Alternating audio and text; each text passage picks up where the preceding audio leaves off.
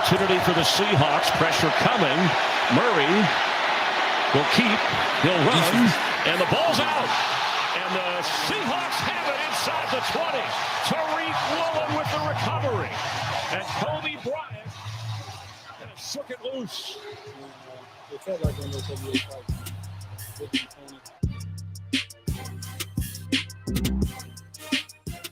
Hey, we get to actually start off the podcast today with a defensive highlight. That is the story of the day today as the Seahawks defeat the Arizona Cardinals 19-9 at home to move to 3-3 on the season. And this one was all about the defense. We've been waiting. We've been talking about it since day one. Defense hadn't measured up to expectations we had. And in fact, it had been as bad as any team in the league defensively outside of the Detroit Lions and the Houston Texans. Fortunately, the offense has been humming along at a rapid pace the last couple of weeks, averaging 40 points a game. But today was not that game. Today was much, much different. It was one of those rare games. It was kind of a grind. That's the word that kept coming to mind throughout the day. But the defense made such a turnaround today that it seemed like sitting in that stadium, the game seemed in control once it appeared that the defense was going to be more sound. That play that you heard was Kobe Bryant for the third time this year forcing a fumble, and the other rookie, Tariq Woolen, recovering it. Woolen with yet another fumble recovery, yet another interception on the day, his fourth of the year, continues to make a case for Defensive Rookie of the Year.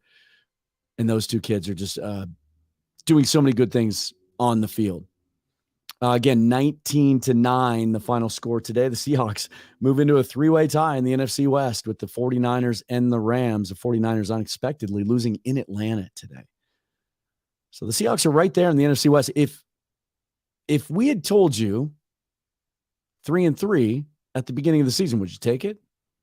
Of course, except for those of you who want them to lose all the games to get the first pick in the draft. But there were a lot of national publications that had the Seahawks going 3-14 on the season.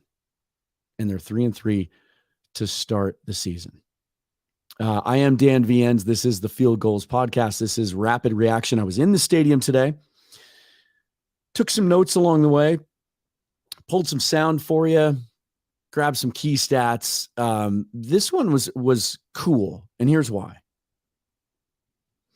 Because this season's taken a turn.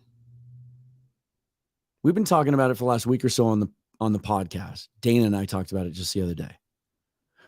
But it's you have to be wary of sample size in the NFL, right? There are some people who still haven't 100% bought into Geno Smith as a starting quarterback in this league. And there are some people who, if you listen to analysts, you read social media, certainly, who think the defense is just so terrible that they have no hope of winning, that this is still a 5-win team moving forward. But there were some adjustments that were made today, and some players really stepped up and played well. Again, the Cardinals are not who we thought they were going to be. And I mean the last couple of years. They're not who the Cardinals think they are or want to be or expect to be, because they just handed out big-time extensions to Kyler Murray and Cliff Kingsbury this last offseason, hitching their wagon to Kingsbury. Well, you can fire him at any time, but hitching their wagon to him at least through 2027, and then giving Murray $230 million as their starting quarterback. The Seahawks defense was good today. It was much, much better. A couple of big plays on the first drive, but after that really kept the Cardinals in check. But again, I'll say this. Let's not get too excited about it, because let's consider the opposition. Cardinals came into this one 15th in the league in yards, 18th in points. And I've been saying this for years.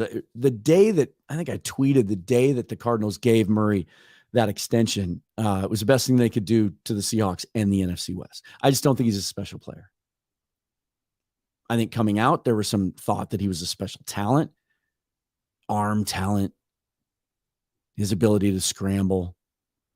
But there's questions about his leadership, his ability to diagnose, and just his decision-making and accuracy. There's some balls he throws during a game, multiple balls. There's probably 5 or 6 balls. I'll have to go back and watch the replay again, but probably 5 or 6 passes from the minute they left his hand today, didn't have a chance. Where you're wondering, what's he doing? Like he's giving up on the play. Throwing balls into the turf 4 yards ahead of a guy, air mailing a ball 10 yards over the nearest receiver's head, and then he stares down the receiver like they ran the wrong route. I just don't think he's a special player. But that being said, huge ground made up by the Seahawks today, defensively. And this one was a grind. Battle of field goals in the first half. 3-3 after one. 9-3 Seahawks at the half. 12-9 Seahawks at the end of 3. And then they had a touchdown drive in the fourth quarter to put it away. And we'll dive into that in just a moment. And a couple of defensive stands late in the game to preserve the win. And really in the fourth quarter in this one, as many games as we've watched, even in the Russell Wilson era, when they were expected to be a division, contend for division titles and be a playoff contender, where you never felt comfortable even with a 2-score lead. This one kind of felt like they had it in hand. Defense really played well. Huge turnaround. Only allowed 1 field goal today. If you're looking at the score and you think it's a 3 field goal game, what happened was, if you haven't dove into it yet, if you didn't get to watch the game, Michael Dixon, second week in a row, breakdown in punt coverage. This wasn't on him. A guy came free in the middle. He pulled the ball back in. It was knocked out of his hands in the end zone for a fumble. Cardinals fall on it for a touchdown. So the Seahawks defense didn't allow a touchdown today. Only allowed the 1 field goal drive. Limited the Cardinals to 315 yards of total offense, 4.4 yards per play. They were exceptional on third down. Limited the Cardinals to only 4 out of 16 on third down today. Cardinals went for it on fourth down 5 times and only converted once. They held Murray in check, 23 out of 37, 222 yards, no touchdowns. Threw an interception late in the game trying to make a play. Tariq Woolen with the interception. 4 games in a row for Woolen. There's some historical perspective to that. 144 yards rushing given up by the Seahawks, but it looks even better when you take into account that 100 of those rushing yards were Kyler Murray. He had 100 yards on 10 carries. The running backs, only 44 yards for the Cardinals. 2.5-ish yards per carry. Huge improvement. Tackling was better. The play up front was better. There just weren't any gaping holes for the Cardinals to run through. And they got some pressure. Cardinals got a little banged up in this one. Justin Pugh, one of their better offensive linemen, had to leave early in the game. But they sacked Kyler Murray 6 times. And not all of those were, sacks in quotation marks where you're chasing Murray around behind the line of scrimmage to tackle him before he gets to the line of gain and it counts as a sack. They got to him. Carroll said after the game that they changed some things up front. Some things that stood out to me just at first blush. Again, watching it in the stadium. Shelby Harris, Poona Ford made statements today. It's good to have Harris back.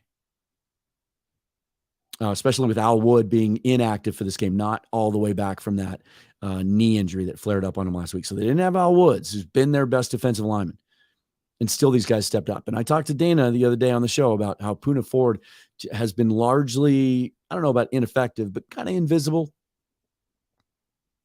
He made a statement today, especially in the fourth quarter. Had a huge sack late in the game and was really around the football today. And Darrell Taylor had his best game of the year. Got more pressure, had a sack, but there were multiple times where he had his guy beat off the edge. And it looked like perhaps one of the adjustments they made is having him play more on the line of scrimmage. Maybe a little bit more of that traditional kind of Leo position that the Seahawks used to play when they were more of a 4-3 base. Where he just flat out beat the tackle off. Maybe not as many coverage responsibilities for Taylor today. And again, Uchenna Nwosu was all over the place, all around the football, making plays, had a couple of key tackles when Murray had opportunities to scramble. And another one was just the coverage. You guys, this defensive secondary is outstanding. As much as they're missing Jamal Adams in run defense, Those corners are legit. And on the left cornerback side, it looked like they're once again alternating a little bit of Sidney Jones, a little bit of Mike Jackson. But Tariq Woolen on the right side just continues to prove each and every week what a steal he was in the fifth round. And this kid making a statement for Defensive Rookie of the Year and maybe even Pro Bowl. I mean, he's not giving up big plays, and he's making plays. And so is Kobe Bryant. It looked like the first couple of weeks of the year that Kobe Bryant was struggling in that transition to playing inside, playing in the slot. Man, I'm telling you, he's sticky. He's sticky. Made some plays today on the ball where he's shadowing his receiver, anticipating, breaking on the ball, knocking it loose. And Carroll said he has a nose for the football and a nose for turnovers, and showed that again today. Meanwhile, on offense came back to earth a little bit against an Arizona defense that isn't, they got J.J. Watt, they got Budda Baker. We talked about it in the preview show, but they're middle of the pack in DVOA and most team defensive stats. But they did some things today to confuse the Seahawks. And it was a grind for Geno because of it. Early in the game, had some missed opportunities. First drive of the game, Seahawks in the red zone. He had DK Metcalf for what should have been a pretty easy touchdown and just didn't put it on him. Threw the ball high. DK tried to go up and make an acrobatic catch and couldn't come down with it. They had to settle for a field goal. Had a missed opportunity in the fourth quarter too. He had Tyler Lockett wide open on a long play, and instead of leading him to his outside shoulder, a catch that Tyler Lockett has kind of made his signature, he leads him inside to the post, right into the coverage from the safety, who was able to make a play on the ball and knock it away. So accuracy-wise, wasn't as sharp today as he's been. But again, no turnovers. And they made some adjustments, and he got things done when they had to in the second half. He took 5 sacks, but I don't know if any of them were really heinous mistakes on his part. There were some breakdowns in pass protection today. Today was the toughest game so far for the 2 rookie tackles, Charles Cross and Abe Lucas, especially Cross. Had some trouble with J.J. Watt and Isaiah Simmons. Looked like the Cardinals were doing some things to confuse him up front, some twisting and stunting. And the Seahawks, for the most part, are still kind of leaving those guys alone on an island. And today it cost him a couple of times. Geno was a fairly efficient, 20 out of 31, 197 yards, no touchdowns, no interceptions, and 82.3 rating for the game. No big plays down the field, no explosive plays. Seahawks themselves struggled on third down today, weren't as good as they have been, 4 out of 14. Time possession for the game, by the way, was about equal, right down the middle almost, 30 minutes apiece. But late in the game, end of the third quarter, beginning of the fourth quarter, Geno and Shane Waldron and the offense found something. And here's what before we break that drive down, here's what Geno said about what led to the drive that led to the only touchdown of the game for the Seahawks, kind of put this game away. I think it started with play calling. Shane did a great job. The first half was kind of funky. We had some different situations, didn't really have the ball a lot in the first half. And so a lot of our calls were still up. And so Shane did a great job of getting to the calls. Protection was there. We ran the ball a few times.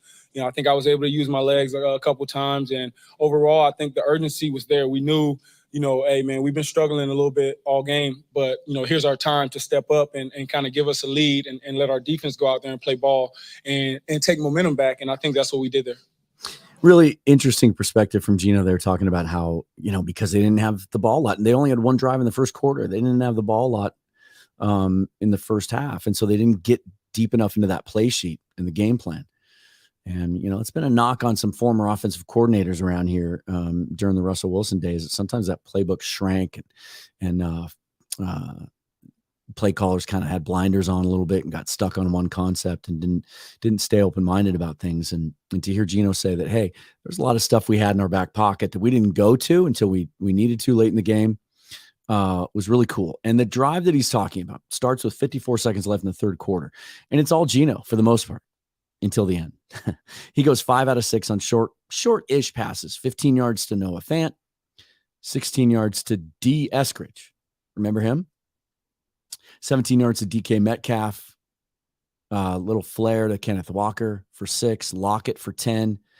And then they run the football and they put it in the hands of the rookie running back. Kenneth Walker Walker with a move through the goal line. Kenneth Walker, and that's a Seahawk touchdown.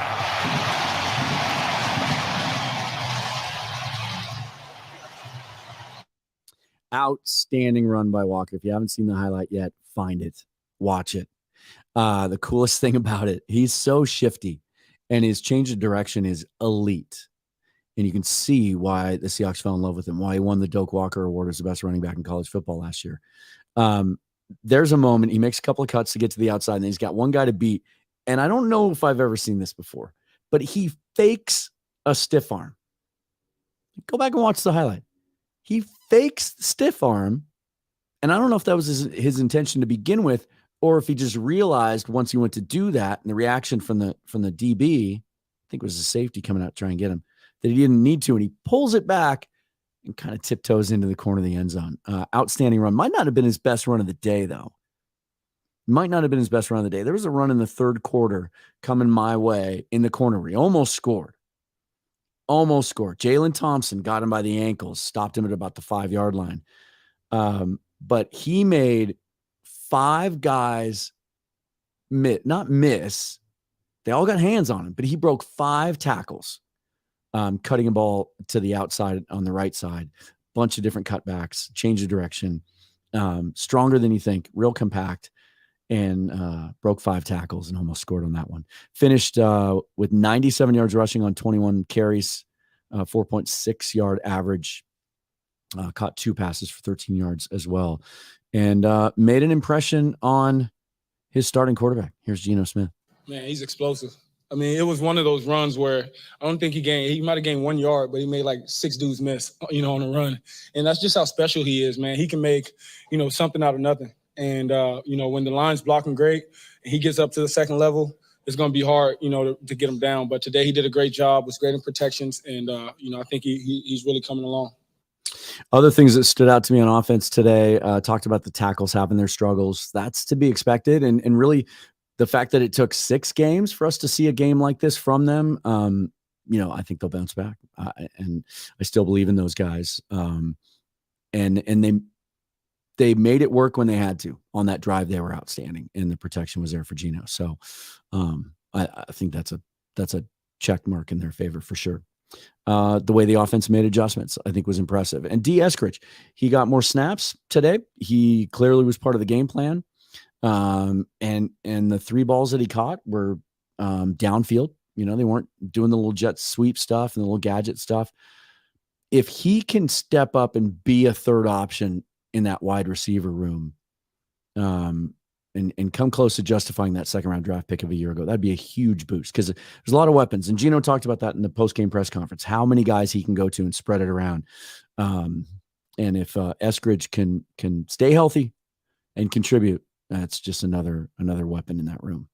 Again, the Seahawks moved to 3-3, 3-way tie with the Rams and 49ers. The Atlanta Falcons, maybe that win at home over the Falcons was no, it was a loss. I'm sorry, at home isn't as bad as we thought it was. Falcons looked pretty good under Arthur Smith and really took it to the 49ers. 28-14, I think, was the final score there. 49ers had some struggles on offense in that game. There's some questions on how good that offense is. They never got the running game going. Garoppolo threw a couple of interceptions. They haven't incorporated George Kittle. Brandon Ayuk was a highlight for them today, but that's about all they had going for them. So, look, this division is up for grabs.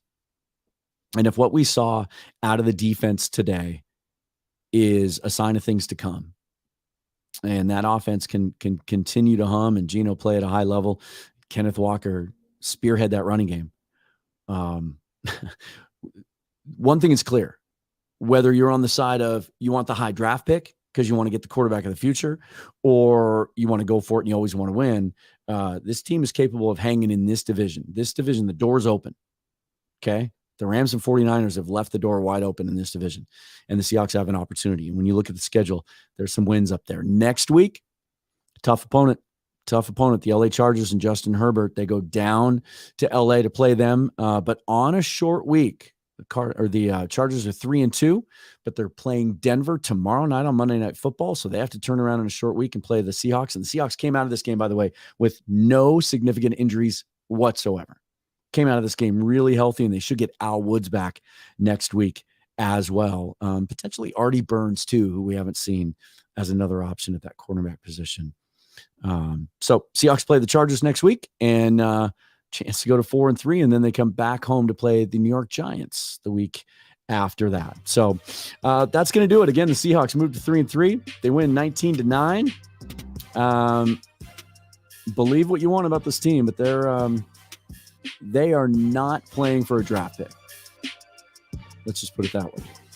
Gino talked about going after the division after this game, and that could become more and more of the focus with each week like this. I am Dan Viens. Follow me on Twitter at Seahawks Forever. Also listen in during the week. Dana will have her midweek show, and then I'll be back to preview the Chargers game later in the week with a special guest. So follow us on Twitter. Read Field Goals, all of the great content over there. They're already breaking down the game from every angle you can imagine, including some all-22 stuff for those of you X and O nerds. So until next time, thanks for listening. Go Hawks.